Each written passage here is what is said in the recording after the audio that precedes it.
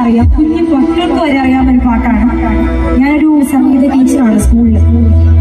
ഒരു player school തൊട്ട് +2 വരെ ഉള്ള വിദ്യാധിരാജ വിദ്യാപീഠം സിവിൽ ആൻഡ് സൈനിക സ്കൂളിന്റെ അധ്യാപികയാണ് ഞാൻ.